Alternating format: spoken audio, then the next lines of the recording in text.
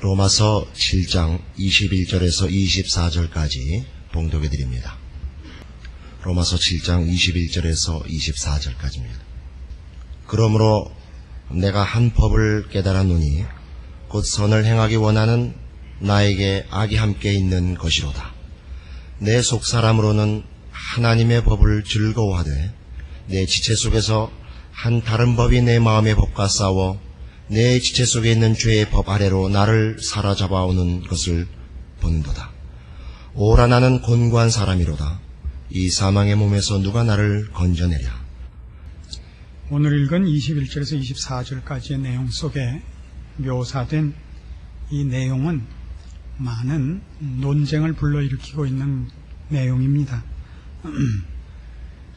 우리가 이 로마서 7장 14절부터 끝절에 이르는 이 전체 문맥을 어떻게 이해할 것인가 하는 문제를 몇 주 전에 말씀을 드린 바 있습니다. 이것이 불신자에 관한 것이냐 신자에 관한 것이냐 하는 다른 견해가 있다고 했습니다. 왜냐하면 신자라면 23절에 묘사된 바 있는 죄의 법 아래로 사로잡히는 일이 일어나질 수가 없고, 불신자라면 오라 나는 곤고한 사람이로다. 이 사망의 몸에서 누가 나를 건져내랴 하는 자신의 위치를 깨달을 수 없습니다. 그래서 어느 쪽을 더 무게 있게 다루느냐에 따라서 신자라고도 하고 불신자라고도 하는 그 팽팽한 주장이 맞서고 있는 것입니다. 그러나 이 21절에서 24절에 이르면 이것이 아무래도 신자의 경험이 아니겠는가 하는 주장이 조금 강해집니다. 그리고 그것은 내 지체 속에서 한 다른 법이 내 마음의 법과 싸워 내 지체 속에 있는 죄의 법 아래로 나를 사로잡아 오는 것을 보는도다 라는 23절의 묘사에서 이 하나의 죄를 극복하려는 선한 생각과의 갈등으로 이해하기가 자연스러워 보이고, 그래서 그런 의미에서 신자가 고급한 신앙생활을 영위하려고 죄의 유혹과 시험을 물리치려는 갈등, 그 도전과 유혹을 외면하려는 갈등, 그리고 가끔 가다가 여기에 묘사된 것 같이 실패하기도 하는 모습을 그려낸 것이 아닌가 하는 주장이 있습니다. 그 근거로는 고린도 후서 10장 이 구절이 하나의 근거가 됩니다. 고린도 후서 10장 3절입니다. 신약성경 296페이지입니다. 우리가 육체에 있어 행하나 육체대로 싸우지 아니하노니 우리의 싸우는 병기는 육체에 속한 것이 아니요 오직 하나님 앞에서 견고한 진을 파하는 강력이라. 모든 이론을 파하며 하나님 아는 것을 대적하여 높아진 것을 다 파하고 모든 생각을 사로잡아 그리스도에게 복종케 한다. 하나님 아는 것을 대적하여 높아진 것을 다 파하고 모든 생각을 사로잡아 그리스도께로 복종케 한다 하는 묘사와, 여기 오늘 우리가 로마서 7장 23절에서 보는 내 지체 속에서 한 다른 법이 내 마음의 법과 싸워 내 지체 속에 있는 죄의 법 아래로 나를 사로잡아 오도다 와 묘사가 상당히 흡사하지 않느냐 하는 것입니다. 고린도 후서 10장의 내용이 신자가 그 마음에 어리석은 생각을 가진 것을 성령님의 간섭하심으로 그리스도 앞에 복종케 되는 결론을 얻는 것과, 또는 불신자들이 하나님을 알지 못하고 대적한 것들을 성령님의 감화 감동으로 이제 하나님 앞에 항복시키는 양면성을 가지고 묘사한 것 같이, 여기 있는 이것도 그런 우리 마음에 있는 어떤 하나님과 대적되는 생각들을 항복시키는 그런 작업들, 성령님의 간섭하심에 의한 작업들과 묘사로서는 똑같이 결과로서는 반대되는 것이지만, 악한 생각이 우리 안에 있는 선한 생각을 묵살하고 죄의 법 아래로 우리를 실패시키는 모습이 아니냐 하는 주장이 있습니다. 그러나 처음 이 로마서 7장 14절 이하의 내용을 우리가 시작할 때부터 살펴본 바와 같이 이 내용들은 하나의 가상입니다. 신자도 아니고 불신자도 아닙니다. 여기 있는 가상은 사도 바울이 율법의 기능이 무엇이며 목적이 무엇인가를 분명히 해서 자연인, 인간이 처한 입장이 무엇인가를 분명히 하려고 만든 하나의 가상법입니다. 여기에 나타나는 이 죄의 법 아래로 사로잡혀 오면서 동시에 자신이 곤고한 사람인 줄 아는 이 두 체험은 공존하지 않습니다. 죄의 법 아래로 사로잡혀 오는 자는 불신자요. 그는 자신이 곤고한 자인 줄 모르고 자신이 곤고한 자인 줄을 아는 자는 신자뿐이며 신자는 결단코 죄의 법 아래 사로잡혀 갈 수 없기 때문입니다. 우리는 이것이 신자 안에 일어나는 신앙의 갈등이라고도 보지 않으며 이 일은 오직 율법 앞에 사람이 그냥 내버려져 있다면 어떤 일이 일어날 것인가를 우리에게 가상적으로 그려내고 있는 묘사입니다. 그렇게 함으로써 우리가 죄의 세력 앞에 붙잡혀 있는 것을 극명하게 그려 보이려고 하는 목적으로 만들어진 가상법에 의한 하나의 묘사인 것입니다. 우리는 이 속에 있는 이런 단어들로 인해서 더욱 그 같은 해석을 분명하게 뒷받침할 수 있습니다. 23절에 있는 사로잡아오는 것을 보는도다. 내 마음의 법과 싸워 나를 사로잡아오도다 하는 이 싸운다는 말은 군사적 작전을 말합니다. 군사적 작전이라는 말은 그 일을 이루기 위하여 모든 힘이 총동원됐단 말입니다. 그래서 그 일이 꼭 일어나도록 힘으로 간섭한 것이라고요. 신자가 받는 죄와의 갈등은 죄가 군사력으로 우리를 공격해오는 것이 아니라 신자에게는 죄는 더 이상 힘을 발휘하지 않고 유혹하는 것으로 옵니다. 그래서 우리를 속이고 우리가 거기에 미혹되게 하지 힘으로는 못 옵니다. 거짓으로 하죠. 위협을 합니다. 그러나 힘이 없는데 힘이 있는 척해서 우리를 겁을 주지 실제로 힘을 갖고 있지는 않습니다. 그것이 신자가 당하는 죄로부터의 위협과 유혹입니다. 그러나 여기 있는 것은 죄가 그 결과를 얻기 위하여 실제로 힘을 발휘한 것을 말합니다. 내 마음의 법과 싸워 라는 말입니다. 나를 사로잡도다. 나를 사로잡아오도다. 사로잡는다는 것은 창으로 위협해서 상대방을 굴복시켜 포로로 만들었다는 뜻입니다. 그러니까 여기 묘사되고 있는 이 인물은 마음의 갈등을 일으켜서 이쪽을 할까 저쪽을 할까 하는 사람을 묘사하고 있는 것이 아니라 그가 실제로는 율법을 이해하고 율법을 사랑한다 할지라도 그가 율법을 선택할 수 없는 입장이 있더란 말이에요. 왜? 그 안에 어떤 법칙이 있는데 그 법칙은 자신이 좋아하는 걸 하지 못하게 하고 뭐만 하게 하냐면 죄를 짓게만 하는 법칙인데 그 법칙이 얼마나 강한지 그 마음의 법과 싸워 그를 사로잡아 갈 만큼 강한 법칙이란 말이에요. 그래서 그 법칙을 21절에서 그러므로 내가 한 법을 깨달았노니에요. 그러니까 이것도 이렇게 오해하시지 말라고요. 이 법과 내 마음의 법이 이중적으로, 그러니까 우리 안에 두 개의 대등한 법칙이 있다는 뜻이 아닙니다. 즉 22절 다시 봅시다. 내 속사람으로는 하나님의 법을 즐거워하되 내 지체 속에서 한 다른 법이 내 마음의 법과 싸워 내 지체 속에 있는 죄의 법 아래로 나를 사로잡아오는 것을 보는도다. 내 마음의 법, 내 지체 속에 다른 법, 이 두 법이 대등하게 내 속에 있지 않습니다. 여기서 얘기하는 건 그게 아닙니다. 지금 로마서 7장이 전체적으로 그려내고 있는 하나의 가정은 이겁니다. 우리가 율법이 선한 것임을 안다 할지라도 이거예요. 그게 내 마음의 법이에요. 내가 마음으로 율법의 선한 것을 인정하고 그걸 이해한다 할지라도 하나님께서 그의 힘으로 우리를 구해 주시지 않는다면 우리는 선한 것을 선택할 수 없더라 이겁니다. 왜요? 내 지체 속에 한 다른 법이 있는데 이 한 다른 법은 내 마음의 법과 대등한 법이 아닙니다. 그거는 나를 온통 주장하고 있는 가장 강력한 법입니다.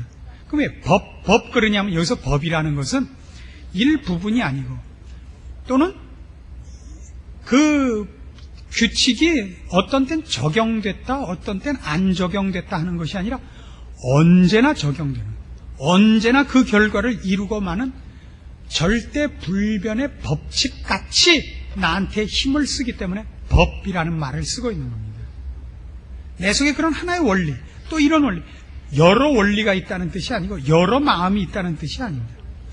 내가 혹 율법을 좋아한다 할지라도 내가 내 진심으로 율법을 좋아하고 사모한다 할지라도 나는 어떤 법칙 속에 있느냐면, 내가 헤어나올 수 없는 어떤 법칙 속에 있느냐면 죄의 법 아래로 사로잡혀가는 법칙 속에 있기 때문에 내가 아무리 율법을 사모한다 할지라도 나는 그것을 지킬 수 없더라 말입니다. 이건 갈등이 아닙니다.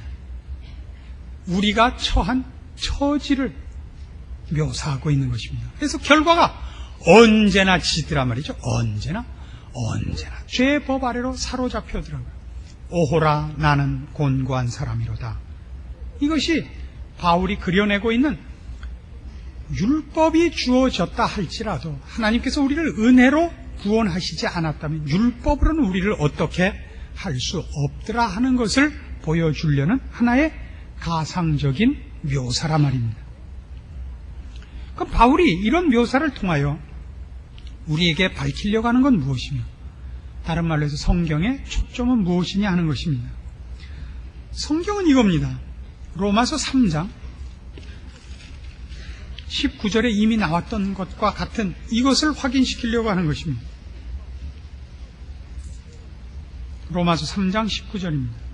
우리가 알거니와 무릇 율법이 말하는 바는 율법 아래 있는 자들에게 말하는 것이니 이는 모든 입을 막고 온 세상으로 하나님의 심판 아래 있게 하려 함이니라. 그러므로 율법의 행위로 그의 앞에 의롭다 하심을 얻을 육체가 없나니 율법으로는 죄를 깨달음이니라. 그러니까 분명히 하려고 그러는 거예요. 율법으로는 뭘 깨달으려고? 죄를 깨달으려고. 여기서 죄는 지금껏 로마서 7장을 해오면서 확인한 바와 같이 죄는 도덕적인 것이 아니라 말입니다. 윤리적인 것도 아니에요. 죄는 세력이더라 말이에요. 죄가 윤리적이고 도덕적인 것이라면 그럼 우리는 율법으로 족한 것입니다. 그러니까 율법이 온 것은 뭐냐 하면 무엇이 옳으냐를 말한다 할지라도 우리는 옳은 것을 선택하지 못하더라고요. 왜요? 죄 아래 팔려 있기 때문에. 죄가 우리를 장악하고 있기 때문에. 죄란 세력이더라고요. 율법으로는 죄를 깨닫더라고요. 율법으로 뭐가 틀렸느냐를 아는 것이 아니라, 뭐가 옳고 뭐가 그르냐를 아는 것이 아니라 옳은 걸 할 수 없는 입장에 있는 나, 틀린 것을 배척할 수 없는 입장에 있는 나를 알게 하더라 말이죠. 그게 초점입니다.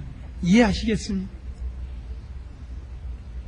여러분, 우리가 신자가 된 이후에라도 우리가 가장 많이 실패하는 죄에 대한 우리의 실패가 뭐냐 하면, 우리는 어리석어서 죄가 우리에게 유혹하는 것과 성경이 우리에게 약속하는 것 중에 경험이 어느 쪽에 더 많아요? 세상 경험이 더 많고 거룩한 경험이 적으니까 세상이 말하는 게 더 그럴듯해서 집니다. 이건 하나의 실족이고 실패예요. 끝이 아닙니다. 실패하고 나면 금방 무슨 생각이 오냐 하면 옛날 생각이 나는 거예요. 나는 생전 여기서 못 벗어날 것 같아요. 생전 못 벗어날 것 같아요. 죄를 질 때 여러분이 모르고 짓는 죄와 알고 짓는 죄 중에 어느 게 더 많은가 보세요. 알고 짓는 죄가 더 많습니다. 몰라서 짓지 않습니다. 우리의 죄의 노예로 있었던 그 뿌리라는 건 굉장히 깊은 것이었고 그 습관은 꽤 오래까지 남는 것입니다.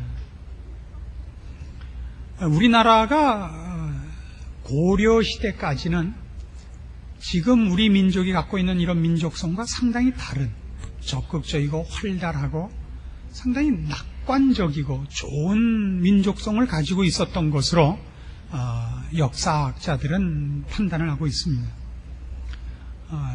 이시조선, 조선조 시대에 들어와서 너무 유학에 의하여 너무 이렇게 묶여 있어서 경직된 사고가 이제 생겨나고, 그 다음에 특별히 일제 36년 동안의 통치 아래서 결정적으로 비관적이고 냉소적인 그 국민성을 갖게 됐다고 역사학자들은 얘기를 합니다.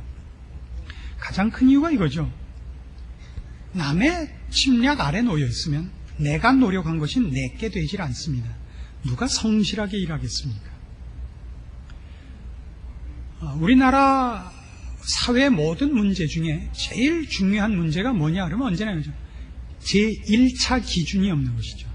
제1차 기준이라는 건 이런 겁니다. 어느 나라든지 산업을 발달시키려면 맨 처음 중요한 게 기준을 마련하는 것입니다. 근본적인 기준들.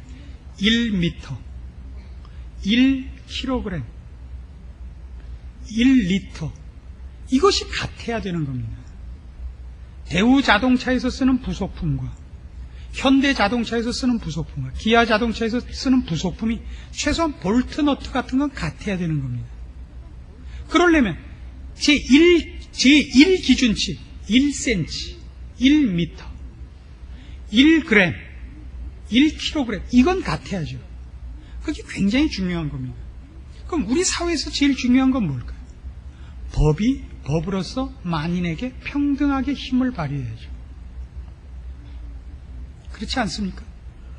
그러나 여태껏 그게 안 됐었기 때문에 법이 힘 있는 자에게는 맥을 못 쓰고 힘 없는 자에게만 힘을 쓰니까 우린 접촉사고가 나면 나가서 신경질을 부릴 수밖에 없는 게 이게 법대로 처리되지 않을 것이니까. 보험금도 법대로 지급되지 않고 경찰도 와서 법대로 처리를 잘 안 해주고 우리 그러니까 뭐든지 싸우다가 이걸 묻죠. 당신 뭐야? 당신 뭔지 알아서 뭐해? 지금 일어난 사건만 얘기하면 당신 뭐야? 그리고 상대방은 사회적 신분이 높고 이쪽은 사회적 신분이 낮으면 무조건 다 지는 거였지 않습니까? 그러니까 이런 영향은 우리나라는 36년 동안에 뭐 그럴 수 있느냐 그러지만 그건 대단히 큰 피해입니다. 유대인들은 바벨론 포로를 70년을 당합니다. 70년, 그럼 우리가 당한 그 식민지 생활의 약 2배인데 그것 가지고 이스라엘 백성들은 자기 말을 잃어버립니다. 그래서 예수님이 오셨을 당시에 이스라엘 백성들은 바벨론 포로에서 풀려나서 약 400~500년간이나 시간이 흐른 다음인데도 자기 나라 말을 쓰지 못합니다. 아람어라는 바벨론 말을 쓰고 있습니다. 그래서 예수님이 십자가상에서 부르짖은 엘리 엘리 라마 사박단이는 히브리어가 아니라 아람어입니다. 대단한 후유증이죠. 그래서 우리도 이 옛날 죄악된 세상에서 죄의 종로로 타던 것이 너무 뿌리 깊이 하나의 습관처럼 남아있어서 거룩한 싸움을 해나가다가도 한 번 실패하면 금방 무슨 생각이 드냐? 역전은 별 수 없어. 이 생각이 든단 말이에요. 난 별 수 없어. 이거야말로 참으로 나쁜 버릇입니다. 그리고 분명히 알아야 되는 것, 예전에 죄가 나를 그렇게 총칼로 위협해서 포로로 만들고 굴복시켰듯이, 그래서 구원은 나에게 이래라 저래라가 아니라 거기로부터 힘으로 꺼내는 것이어야만 했다 하는 것을 밝히는 것이 로마서 7장의 가장 중요한 목표라 말입니다. 로마서 5장으로 가보십시다. 여러분은 다시 이 구절을 기억할 필요가 있습니다. 이 구절을 확대한 것에 불과한 것입니다. 5장 21절. 이것이 구원입니다. 이는 죄가 사망 안에서 왕노릇한 것 같이 은혜도 또한 의로 말미암아 왕노릇하여 우리 주 예수 그리스도로 말미암아 영생에 이르게 하려 함이니라. 잘 보세요. 우리 주 예수 그리스도로 말미암아 영생에 이르게 하는 것이 이게 아니에요. 우리의 선택이 아니에요. 우리의 결심이 아니에요. 하다못해 이건 오해하고 듣지만 예수를 믿는 믿음도 아니에요. 은혜가 하나님이 우리를 구원하시기로 작정하신 그의 자비롭고 긍휼에 찬 그의 의지가, 그의 힘이 예수로 말미암아 우리를 영생으로 인도하는 것입니다. 하나님의 의지가, 그분이 베푸신 자비와 긍휼과 베푸신 선물로 그가 우리를 붙잡아내서 흑암에서 우리를 불러내시고 끄집어내시는 것입니다. 은혜가 왕노릇합니다. 세력적 표현이란 말입니다. 율법이 한 건 뭐라고요? 율법이 와서 우리에게 무엇이 옳으냐 무엇이 그른가를 밝힌다 한들 우리는 옳은 것을 선택할 그런 위치에 있지 않았다고. 모르는 것 한 걸음 더 가서, 물론 모르기도 하죠. 무지한 것보다 더 중요한 건 무능하다고요. 우리는 우리의 선택을 우리가 할 수가 없는 처지에 있단 말이에요. 이것이 성경이 얘기하는 겁니다. 율법 아래에 있는 우리가 어떤 처지인가를 밝히는 것입니다. 율법만 주어지고 하나님이 은혜로 우리를 구원하시지 않았다면 우리는 어떤 처지에 있을 것인가? 이게 로마서 7장에서 밝히려고 하는 것이고, 우리가 잊어서는 안 되는 구원에 관한 가장 중요한 핵심되는 원리란 말입니다. 그래서 로마서 7장에 오시면 자꾸 이 얘기를 하는 거예요. 율법으로는 죄를 깨닫는 것이라 그래요. 18절, 내 속 곧 내 육신에 선한 것이 거하지 아니하는 줄을 아노니 원함은 내게 있으나 선을 행하는 것은 없느라. 이게 율법이 하는 일이에요. 율법이 옳은 줄을 알아요. 그러나 율법이 옳다는 것을 안다 할지라도 그걸 난 선택할 수 없어요. 14절에 이미 나왔죠. 우리가 율법은 신령한 줄 알거냐. 율법이 신령한 줄 알아요. 그러나 나는 육신에 속하여 죄 아래 팔려 있어요. 죄가 우리를 사로잡아 가고 있어요. 총칼로 위협해서 끌고 가고 있어요. 원하는 걸 할 수가 없더라고요. 이게 로마서 7장의 핵심이에요. 그래서 오늘 우리가 읽은 본문 중에 23절이 바로 그 얘기죠. 내 지체 속에서 한 다른 법이 내 마음의 법과 싸워 내 지체 속에 있는 죄의 법 아래로 나를 사로잡아 오는 것을 보는도다. 오호라 나는 곤고한 사람이로다. 그게 율법이 밝혀준 것입니다. 우린 무지한 것이 아니라 우린 무능하거든요. 우린 죄의 세력 아래 붙잡혀 있는 포로라 말입니다. 우리는 구원을 얻을 방법이 없어요. 구원을 우리가 만들 어떤 방법도 없어요. 남의 포로인걸요. 그래서 25절이 이렇게 나오는 겁니다. 우리 주 예수 그리스도로 말미암아 하나님께 감사하리로다. 그런즉 내 자신이 마음으로는 하나님의 법을, 육신으로는 죄의 법을 섬기노라. 하반절은 24절에 붙은 겁니다. 그 사이에 뭐가 들어와요? 우리 주 예수 그리스도로 말미암아 하나님께 감사하리로다. 이 가상법을 만들면서 인간이 처한 입장이 얼마나 절망스러운가를 생각하면 할수록 우리에게 허락한 구원이 얼마나 놀랍고 혹시 유일한 방법인가를 아는 감사가 비례될 수밖에 없는 거예요. 그러나 대부분의 신자들은 어떻게 생각하죠? 나는 예수를 선택했다고 알고 있다. 난 예수를 믿었다.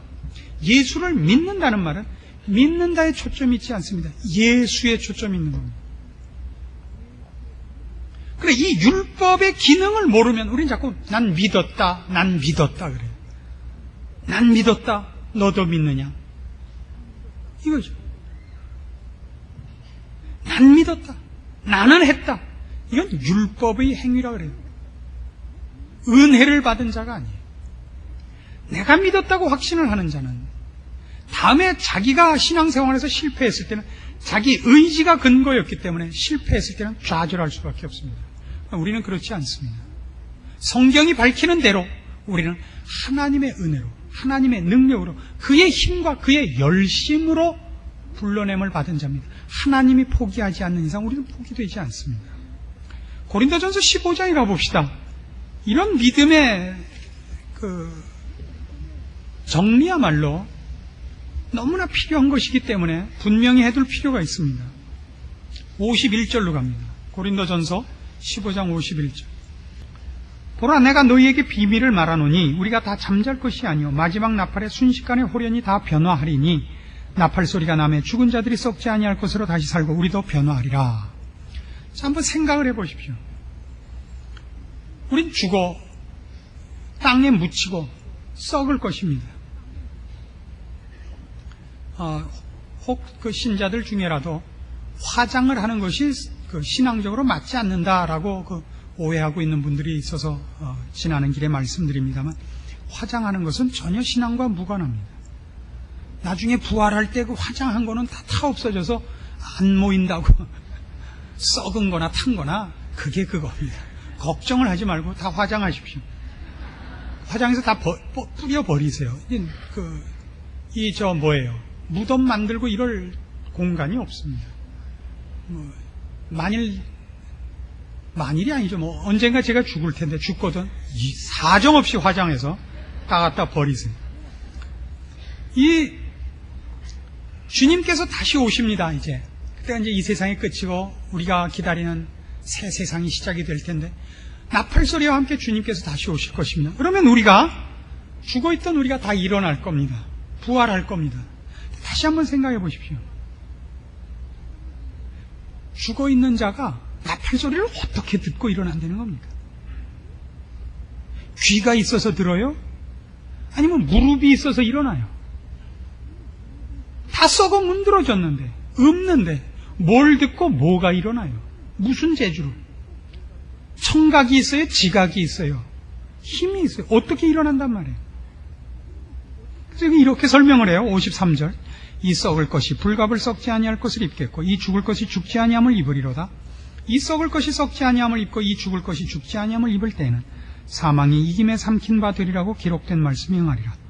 사망아, 너의 이기는 것이 어디 있느냐? 사망아, 너의 쏘는 것이 어디 있느냐? 사망에 쏘는 것은 죄요, 죄의 권능은 율법이라. 우리 주 예수 그리스도로 말미암아 우리에게 이김을 주시는 하나님께 감사하노라. 이김을 주시는 하나님. 그러니까 어떻게 일어나는 거예요, 우리가? 나팔 소리가 나면 우리가 듣고 일어나는 것이 아니라 그때 오셔서 우리를 일으키시는 거죠. 부활시키는 거죠. 우리의 몸을 다시 변화시키시죠. 이김을 주시는 거예요. 이건 처음부터 끝까지 똑같아요, 언제나. 구원은 하나님께서 주시는 거예요. 이김을 주시는 거예요. 사망을 이기는 이김을 주시고, 멸망받을 자리에서 하나님의 자녀되어 영생을 사는 구원을 주시는 거예요. 그래서 58절 이런 결론으로 끝을 맺어요. 그러므로 내 사랑하는 형제들아, 견고하며 흔들리지 말며 항상 주의 일에 더욱 힘쓰는 자들이 되라. 이는 너희 수고가 주 안에서 헛되지 않은 줄을 알미니라. 이번에 김영삼 씨 대통령 당선되고 나니까 그 회고하는 모든 일에 있어서 모두가 좋은 말만 해주던데요. 국민학교 다닐 땐 뭐 이랬다, 중학교 다닐 땐 이랬다, 뭐 땐 이랬다. 왜요? 끝이 잘 되면 모든 것이 잘 된 거예요. 엔데스 굿, 알레스 굿. 제가 유일하게 아는 독일어인데 끝이 좋으면 다 좋은 거예요. 그러나 실패하면 어떻게 돼요? 우리가 역사상에 어떤, 예를 들면 히틀러다 그러면 나중에 확 망하고 나면 그가 어떻게 그의 인생 속에서 벌써 정신병적 그 현상을 나타냈었는가, 이것만 또 다 따진다고요. 우리가 나중에 결국은 영광된 자리에 승리자로 올라갈 거예요. 그럼 뭐만 남냐 하면, 우리가 신앙생활을 하다가 실패했어도 실패한 거는 다 없고, 실패 안 하려고 아우성 친 것들만 이렇게 이어서 다 얼마나 열심히 울었는가. 사실은 그때마다 실패한 건데도 그걸로 연결되지, 실패하고 좌절하고 한 거는 없어진다고요. 말하자면 이김을 주실 거거든요. 그래서 여러분이 신앙생활을 해나가다가 정말 못해먹겠다, 글쎄 못해먹겠다 그러고 잠시 못해먹다가 또 일어나세요. 여러분은 끝이 어차피 승리와 영광으로 끝날 자이기 때문에, 그렇게 하고 오래 있으면 괜히 한 대 얻어맞기나 했지 무슨 유익이 없어요. 그게. 우리의 처지가 뭔지 아세요? 이김을 받는 자라는 게 뭔지 아세요? 구원을 받았다는 게 뭔지 아세요? 이게 성경이 얘기하는 구원입니다. 복음입니다. 하나님이 우리 편이며 하나님의 능력으로 지키고 있는 그의 자녀들입니다. 여러분은 결국 이길 수밖에 없는 자예요. 예수 그리스도 안에서 은혜가 여러분을 다스려 영광된 자리에 세울 자입니다. 그래서 여러분 아무리 많이 실패해도 꼭 회개를 할 수밖에 없게 돼 있잖아요. 그렇죠? 끝이 회개고 끝이 올라오는 거로 끝이 나고, 하나님을 모르는 자들은 윤리 도덕적으로 혹 괜찮게 산다 할지라도 끝은 꼭 망하게 돼 있다고요. 끝이. 그럼 뭐 무슨 일을 했어도 끝이 망하는 걸로 돼 있으면 나중에 따질 때 전부 못한 것만 연결되게 돼 있고 여러분은 좋은 걸로만 연결되게 돼 있는 분입니다. 구원을 기억하십시오. 하나님이 여러분 편이고 하나님이 여러분에게 주신 구원과 영생을 하나님이 지키고 계시다는 걸 잊지 마십시오. 우리는 죄 아래 있었던 것까지 이제 은혜 아래 있습니다. 하나님의 능력 아래 있습니다. 그래서 로마서 8장이 이런 외침을 자꾸 하는 거예요. 오해하지 말라고, 좌절하지 말라고. 35절, 로마서 8장 35절. 누가 우리를 그리스도의 사랑에서 끊으리요? 환난이나 곤고나 핍박이나 기근이나 적신이나 위험이나 칼이야. 38절, 내가 확신하노니 사망이나 생명이나 천사들이나 권세자들이나 현재일이나 장래일이나 능력이나 높음이나 깊음이나 다른 아무 피조물이라도 우리를 우리 주 그리스도 예수 안에 있는 하나님의 사랑에서 끊을 수 없으리라. 이것이 신자가 얻은 구원입니다. 기도하십시다. 하나님 아버지 은혜를 감사합니다. 우리를 구원하신 하나님의 사랑과 우리를 향하신 하나님의 능력을 막을 자가 없음을 믿고 선언합니다.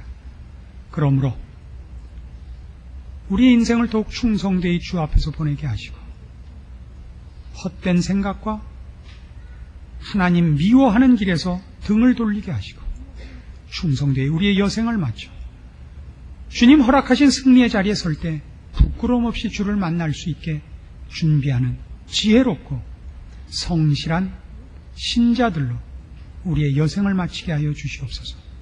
하나님의 사랑이 우리와 함께 하시며 하나님의 가장 큰 능력이 나를 지키고 계시다는 믿음 속에서 승리하는 저희들 되게 하사 이 할 일 많은 세상에서 고난과 위협과 저 적대감이 그렇게도 큰 이곳에서 주님과 함께 동행하여 얻는 평안과 승리와 기적을 맛보는 신자의 삶을 누리게 하시옵소서. 예수님의 이름으로 기도합니다. 아멘.